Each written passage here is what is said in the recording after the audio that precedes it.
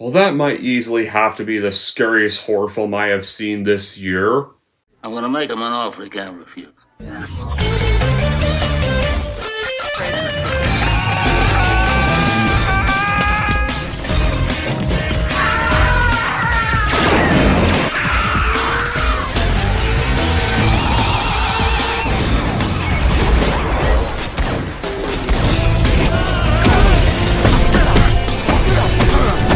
I'm not even supposed to be here today! Oh, fuck you!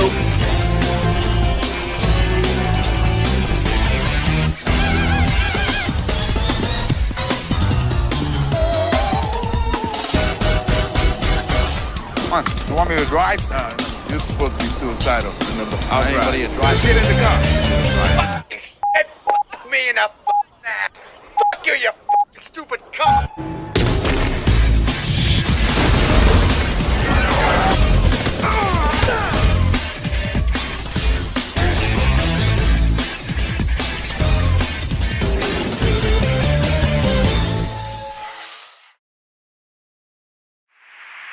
Hey everyone, it's Don G. Corleone here, and I'm here with a brand new movie review, and this movie review is going to be for a new release, and that is last weekend's newest release, Speak No Evil, the newest Blumhouse horror film. But before everybody rages at me thinking I hated this film, just watch the review first before y'all go quick to assume.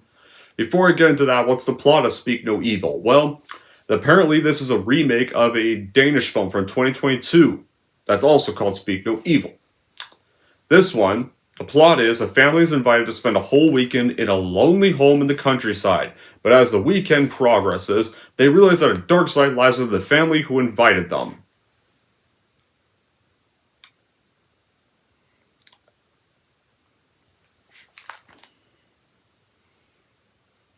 So how was this film made? Well, James Watkins was now confirmed to be writing and directing the film for Blumhouse Productions, and pretty much directing this American remake of a Danish film.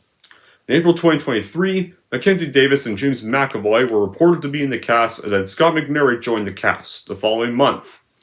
When it came to filming the movie, principal photography took place in Gloucester, England, and Croatia in May, and originally was supposed to end in July, of last year, but the actors' strike happened, so filming got suspended for 5 days. Then in mid-November, when the actors' strike was confirmed to be over, when the actors finally got their deal, production resumed and was able to finally be finished in the United Kingdom, and it filmed in Malvern Hills, Worcestershire, or somewhere like that. Anyway, after Speak No Evil was shot and marketed, the film would go on to premiere at the DGA Theater in New York City on September 9, 2024, and has been released in the United States last weekend on September 13th, 2024. How was this film received? Well, this is one of the few horror films this year to get positive reviews from critics, and it has grossed over $24 million worldwide against a budget of $15 million. Now, as for my reaction, I have never seen the Danish film it's based off of, but during the time this film was being advertised, I had found out this was actually an American remake, so I just Googled the plot of the whole Danish film, and pretty much, apparently the way that movie ends, I just originally felt like this film was not going to be worth a watch. And another thing is, I kept seeing the ads everywhere I went, and they were getting really annoying. Then I saw the buzz this was getting, and people were saying it was actually better than the Danish film. So I was interested in checking it out. So I checked out the movie. And I gotta say, this has been another actually great horror film. In what has been quite a shit year for horror movies, we've had exceptions like Quiet Place Day 1, we had Maxine. Maxine was decently good, but it's the weakest of that X trilogy, no doubt. Those were it at the time, but this is another good flick you could add to the list of the good horror films that have come out this year. Who would have thought, Blumhouse has been going through a shitty year themselves. They've had diarrhea crap water swim, or imaginary killer teddy bears, or apparently they recently did a horror film this year. I forget the fucking name of it already because I think everybody's forgotten the name of it and it dropped out quick. I don't even remember the name. I don't care what the name is. But who knew their one saving grace this year turned out to be an American remake that's barely 2 years old. Here's the thing though. That Danish version seems too pretentious. This version, which I have seen, actually already seems like the better version that I already would rather watch. And much more satisfying. Like, when it comes to the performances in this movie, I think the best part of this film is easily James McAvoy. Like, easily. I think easily, like, definitely the best part of the film. His performance in this movie is very subtle, it's very intimidating, and it's very great at the same time. He's this character that, like, his character in this movie is very manipulative, very creepy, lacks every bit of empathy a human would have, has pretty much fake empathy. As soon as you meet this guy, and as this movie progresses, you start to see what a monster this guy really is. And his counterpart, like Aislinn Franciosi, plays like the difficult wife he has, who's also pretty much a lunatic once you start to get used to her. Well, another thing, like Mackenzie Davis, who was in that god-awful Terminator Dark Fate movie, actually was surprisingly decent here. Like, she plays Louise Dalton and actually also gave a pretty good performance here. Right here. At first she just comes off as just meekish, but once she does snap, like, and finally just about gets fed up with, like, pretty much gets fed up with McAvoy's character's bullshit, then she pretty much is what she really starts to improve. Like, the mystery surrounding McAvoy and Franciosi is interesting, and they show their true colors slowly to the main family. And there's a solid amount of tension throughout the runtime that keeps you invested in the story. Like, now I will admit, though, it does have a bit of a slower narrative. It does build suspense differently from what we usually see in a lot of other conventional horror films. Like, this is one of the few Blumhouse films that has no excessive jump scares or just random deaths every few minutes. Like, some obviously have a bit of an issue with this film, but because they're probably hoping for a more immediate or more extreme kind of horror, but this is not that kind of movie, though. This is more of like a psychological horror film. Like Blumhouse in general, not the biggest fan of them. Like, there's times like with films like Get Out, The Black Phone, Freaky, and The Invisible Man, The Purge Anarchy, or the first 3 Insidious films. Like, these guys, like, when Jason Blum's not getting his hands involved in any works, like when he's staying the fuck out of the director's ways, then they can be successful. It's when he does try to get involved and thinks his ideas are great and better, or if he thinks like jump scares, like door slams are scary, then they fail. A lot of times. This movie could be on the list of stuff where they actually are successful, because this is one of their good films. How do we start off this movie? Well, we meet our American couple, Louise and Ben Dalton, and their daughter Agnes, who are holidaying in Italy. They befriend the free-spirited British couple named Patty and Sarah and their son Ant. Yeah, the son's name is Ant. Kind of a weird name, but oh well. Right, pretty much, like, we find out, like Louise and Ben live in London, and apparently back home, like, they were at odds over Ben's unemployment and Louise's infidelity. Then a letter arrives from Patty and Sarah. They're inviting the Daltons to their remote farmhouse on the countryside. The family, they decide to go because they want to change the scenery. That'll be good for them and for Agnes, who is apparently anxiety-ridden and attached to a stuffed rabbit toy named Hoppy. So that's how the film starts off, when you meet the characters. Like, at first, like, the dad kind of comes off as, like the characters at first, when you first meet them, they kind of start off a little not too pleasant. I mean, like, it's kind of hints at, like, Ben is trying to get rid of Agnes's toy rabbits, and like around Christmas time, he's probably going to get rid of it or something. It's implied he's going to make her get rid of it. It's like something about giving this toy rabbit its own room. like in a way, but but you can tell like their marriage is like already crumbling, and like they have to take this vacation to kind of save their marriage. The film's story and concept are really good. Like it's kind of a concept that's been done before, but it's different. And like no, not because it's like a remake of a foreign film. The film is definitely sinister. It goes along at a decent pace, like an hour and 45 minutes, like not including credits. Like if you include credits, it's an hour and 50 minutes, but without credits, it's a simple 105 minutes. So I like that it's not over 2 hours long. There is like some minor gore, some minor violence, and there's some minor humor, but it's not like enough to like over ruin the film. It's not over enough like humor to just hog up the film every few minutes. Like the actors do a good job with their roles, and there's eye candy in action too. Like this film also had a very satisfying ending. I will mention around the very end of this review. And there's some nice little twists that really just had me speechless, jaw dropped in the theater. And it's definitely a pretty dark and sinister film. The movie also does well in talking a lot about how sometimes bad situations can be our faults or whatever happens to us, and how we can't just sometimes we can't just be like all chicken shit to strangers. Our well-being's more important than what people think of you, and like your relationships, your own business. Like you can't just let society interfere, or it will lead to your downfall. In a way, the answer, like, to your own personal problems does not lie in others. Like, you have to find out what you are and have to kind of adopt a life in that. And that's what this movie does well in pretty much telling you. The movie, also does deal with a bit of misogyny at times, or how people in this position or power, they don't listen to like a more underdog most of the time. But they also shouldn't let the ones who, don't have their power down. Right there.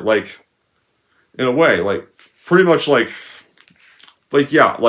first, when you meet the dad, he's not the strongest. He is kind of a bit of a dick when you first meet him, but he does kind of eventually start to develop better. Scoot McNairy and Mackenzie Davis, they are great with their characters. They're great as this couple. As this couple that does start off as unlikable, but kind of the movie kind of has you having to buy these two stay in this scenario, and the strange things like Mountaintop and right there, and when it comes to the film's prologue, when you introduce these characters, I was hoping they would take a bit more time to kind of build up the relationship more when the film arrives at the location, in a way, but thankfully, it does start to improve more as the movie progresses, once you learn more about these bad guys. And when you get to the third act, the third act is definitely very satisfying as well, but I'll more on that later. So after they've received the invitation, they go to the farmhouse, and Louise, Ben, and Agnes, they get warmly welcomed, but then, during the time they stay at the house, they begin to grow more unnerved by strange incidents and passive-aggressive behavior from their hosts that cross boundaries, and, throughout the film, Louise does get a little trouble by Patty and Sarah's aggressive treatment of Ants, whom is hinted, they say, he was born with a condition that left him with a smaller tongue and an inability to communicate, and, in a way, so, you first meet him, James McAvoy's character, Patty, is a little bit strict with Ants, with the way he's, treating him and stuff, pretty much, telling to, put this football he's playing with down very strictly, and you do see a bit of suspicion in this guy when you first meet him. You're kind of already hinted that something is not right with that household. Then one evening, the adults go out for dinner, just themselves. They leave the kids at home with this babysitter named Majid that really does unnerve the Dullens a little bit. So while the two kids are playing hide and seek, and secretly shows Agnes this collection of watches Patty has, and it's a message written in foreign language, but Agnes doesn't really understand what he's saying, so the warning doesn't really go through. Then, dinner one night, Patty then challenges Louise's vegetarianism and jokingly performs this blowjob sex aggressiar in front of them, and that shocks the guests. And then later, when they return back home, Louise then discovers like Agnes got moved to share a bed with a drunken Patty and Ciara. Louise is reasonably horrified by this, like, yes, and demands that they leave the house now. So they do try to leave at first, but then they pull off a bit of a stupid move when Agnes says, "I forgot my rabbits," and they try to tell her to forget the rabbit and just leave, but she demands they go back for the rabbit and not leave her there. And they almost get in an accident doing so. Like, honestly, honestly, just leave. Like, so what about the rabbit? This guy's already kind of suspiciously bad enough. Like, this guy performed a sex act in front of your parents and a dinner date. This guy is a little passive aggressive with his son. And this guy has a bit of suspicious sense of humor. In a way, like, even like one bit, like when they're at this, like, when they're hiking in the forest and they go to jump off a cliff jumping into water. Like, it seems like the son can't really swim at first, and Patty insists he actually can. He just has this little swimming problem, but it does look like he's generally drowning. Like, that should be telling you that something's suspicious about this guy. You should definitely not stay. But, like, speak no evil, it does well in trying to keep you very uncomfortable from beginning to end. Like, the writing is sharp, it's got well-crafted dialogue, it's got a pervasive sense of unease over the entire film. The acting is very superb from, like, the couples that played the roles perfectly. And the child actors do give some impressive, the two child actors, they do give impressive performances. The horror elements of this one, this has a subtle tone kind of horror.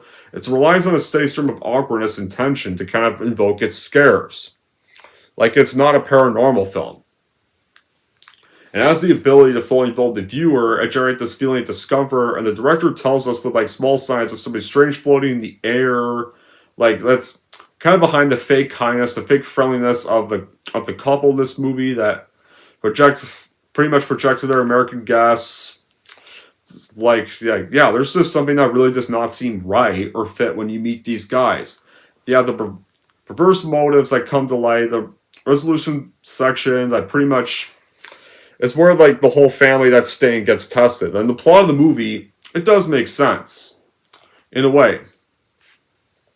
Right, and it makes sense in a way, it's satisfying, like, it's more clear what the story wants to tell. It's not like a lot of more pretentious horror films nowadays often try to do.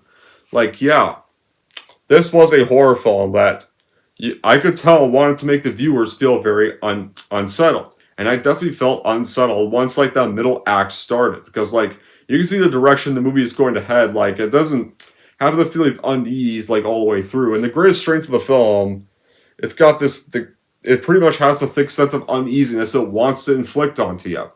It's achieved with some brilliant camera work and brilliant shots, superb acting, subtle sounds. Like, each scene connects the next and has you pretty much itching what's about to happen soon. Like, yeah, you really feel like, you definitely kind of feel the fear you're already feeling as soon as you meet James McAvoy's character. Like from that moment on, like, it just leaves you guessing what's going to happen next. Like, you already pretty much fear this character, and, like, it teases you, like, it makes you kind of think craziness is going to begin, and then it holds off a little longer. It's great scenes that foreshadow the events that are going to happen very soon. So, yeah, after they go back for the toy rabbits, Patty and Sarah apologize for leaving abruptly and their behavior, and accusing the Daltons of judging them.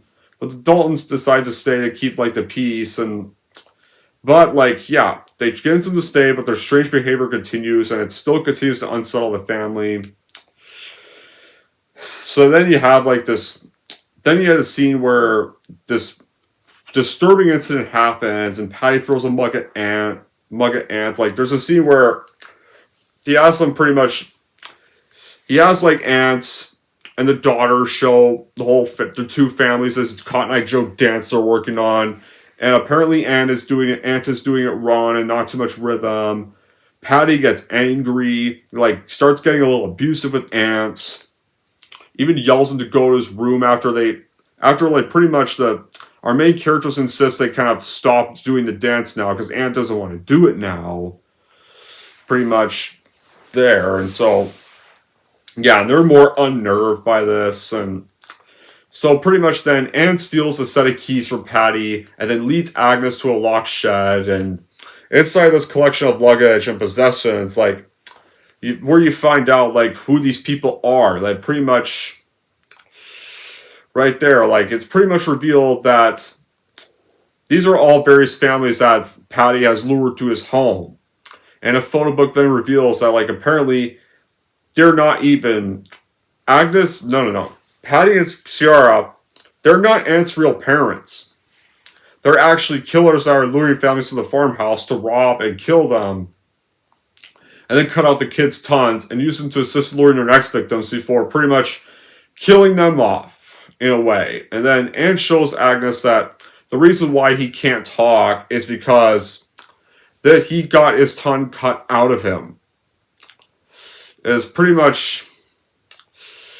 yeah, that happened to his family, and Patty and Ciara, like, they want the Daltons to be their next victims. Like, once this act happens, a lot of bits in this film had me going,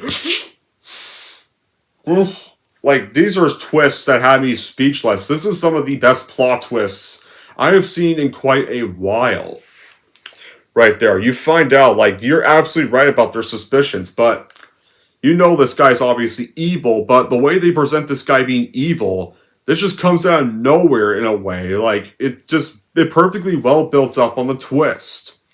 Right there. You find out, like, they're not just sociopaths. At first, it seems like they're just kind of manipulative sociopaths, but no. They're actually straight up killers that like to target random tourist families, rob, kill them, then cut out their kids' tons, then kill their children when they go to the next family. And now these main characters are next. So, in order to get out, like... so, yeah. And then another, like, intense moment happens when Aunt tries to go put the keys back, but sees, like, Patty is not lying in bed anymore. And then Patty just, like, apparently was sitting in a chair and just shuts that door slammed, like, and right there was actually pretty terrified for this boy. Like, I really thought this boy was gonna get killed. He was gonna find out he stole his keys, like shit.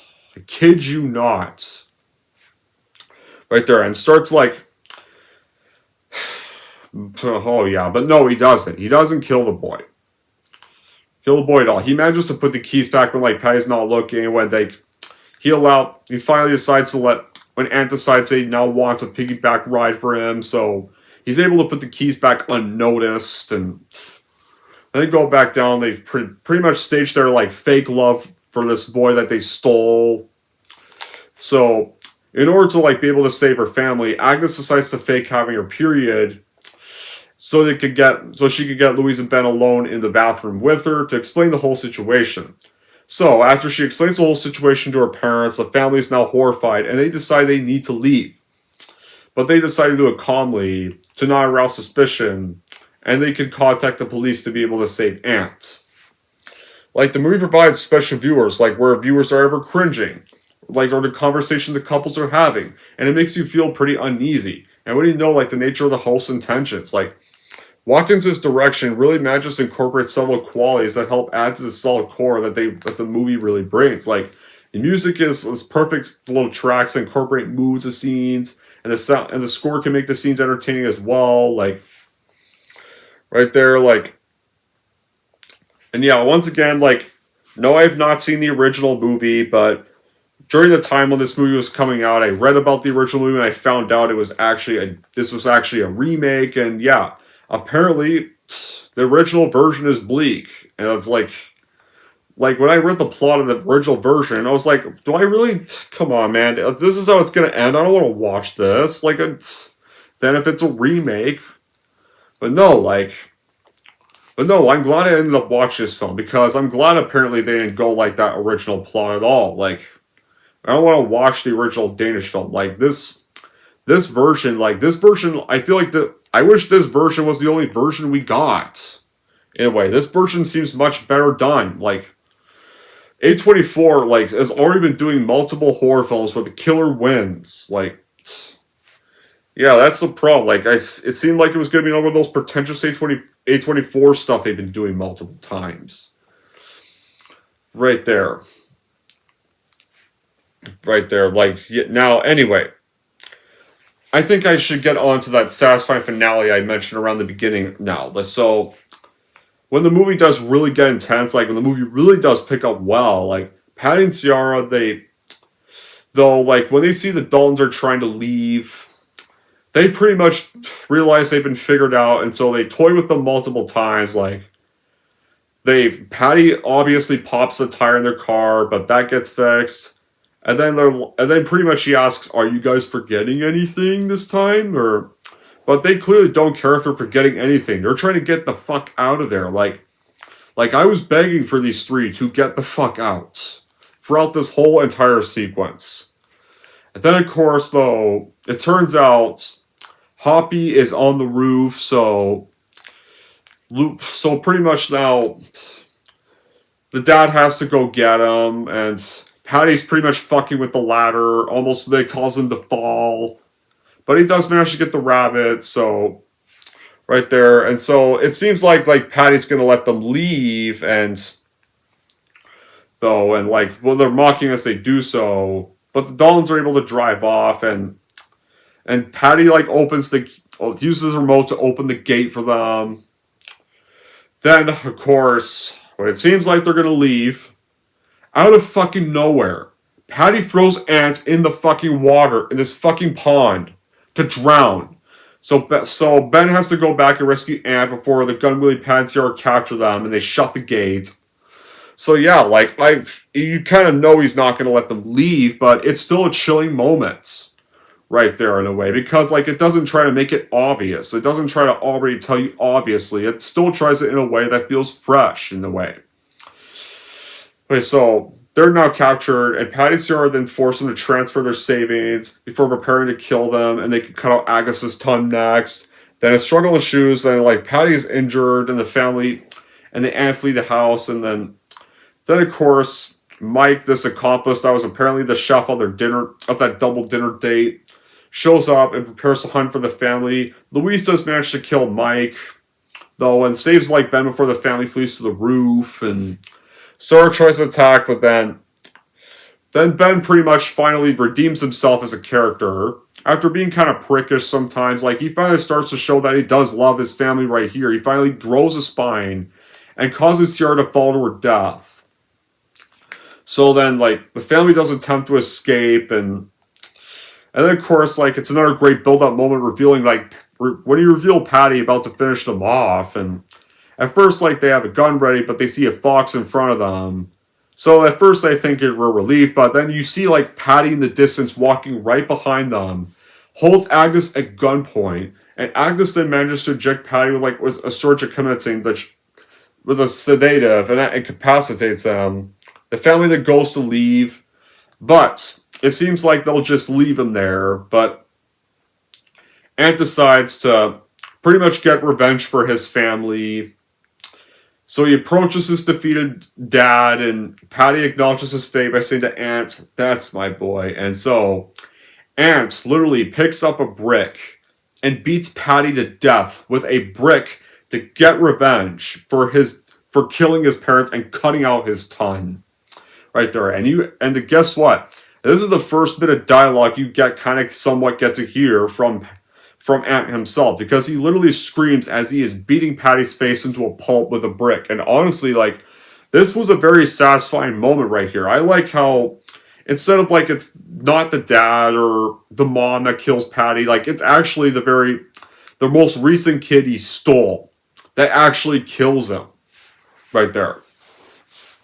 And I'm also glad they did not just leave Ant at that farmhouse. The Daltons actually decide to take Ant with them, and they're driving home,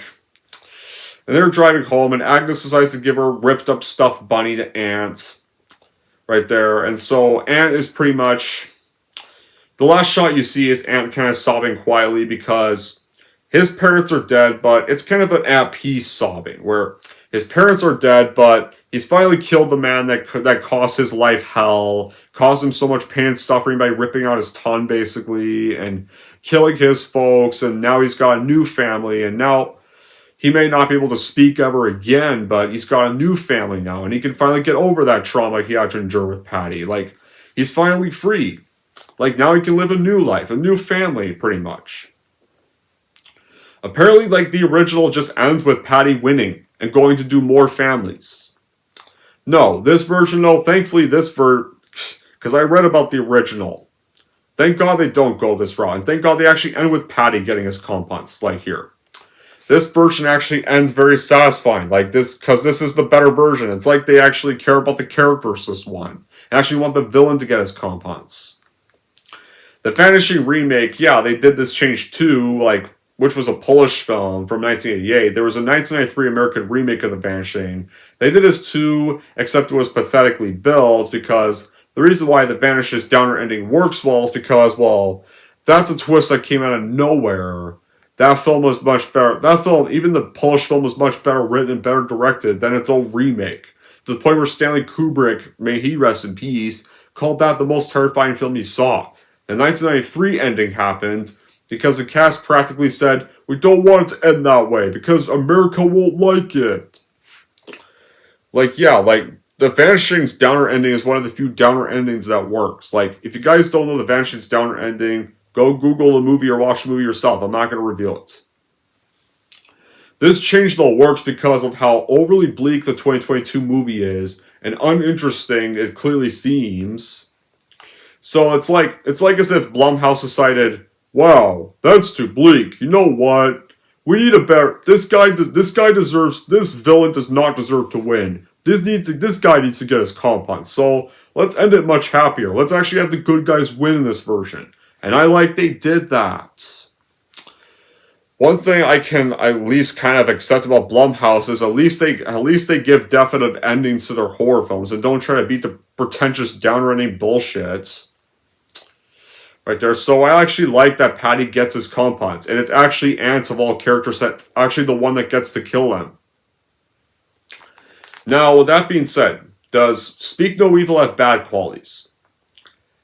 The pacing can be a little deliberate at times, like it get a little slow in the first bits, like, but then it ends up like once the middle act happens, where you get the mounting tension and stuff, like the second act is where it does really start to pick up, and like, but it could be a little bit unsatisfying for some viewers that are expecting a straightaway horror mood kind of film. And like the film's reliance on the premise like means some plot twists can get a little predictable. Like James McAvoy's character Patty, yeah, you know he's evil when you first meet him, but the way they reveal his evil self, it feels so freshly written right here. It actually feels like they decided to try to be more fresh when revealing his obviously evil nature right there. And just very shocking jaw drop moments when it's revealed that Ant doesn't speak because Patty actually cut his tongue out right there. And there is a bit of a plot hole, like when they're like taking Ant home, like how are they going to be able to get a passport for Ant, or how? No. Like Patty and Sierra, like how are they able to get a passport for Ant, and if Ant wanted to escape, like why do you seize the opportunity to escape from them at the airport or something like that? And I'm surprised like Patty and Sierra were able to get Ants with them without being spotted or being alerted of police. Like, in a way, like, the movie just offers some insight backstory in the third act, but I do wish there was kind of more backstory to the character of Patty, but the finale is definitely packed with some really good story beats, drama, and action. Like, don't see much of that, really. And, like, the main characters were sometimes points where they were just chicken shit most of the time. Like, these guys barely try to grow a spine most of the film. And the dad, like, Ben of all characters, like, yeah, the Ben was probably the worst example. When you first meet him, like, he starts off as dickish, and, like, even the wife at one point calls him out, saying that he's always so miserable with the world because he can't get what he wants. And it's kind of true, I think. However, though, I enjoyed Speak No Evil, and I think it's easily a horror film this year that's worth watching if you have been hating this year for horror movies. So in the end, I definitely would totally watch it by Speak No Evil for your collection, especially if you were not happy with the 2022 Danish film and you want a better version of that movie. Anyways, guys, that's it for my review of Speak No Evil. And where am I going to rank Speak No Evil? Here's how I'm going to rank this movie. So overall, if you want a remake that does well, giving you a much better ending, one that is much less bleak, and want a horror film that is enjoyable in what has been an otherwise very shitty horror year, totally watch and buy Speak No Evil for your collection, no doubt. And if you're wondering how I'm going to rank Speak No Evil, I'm going to give Speak No Evil an 8 out of 10.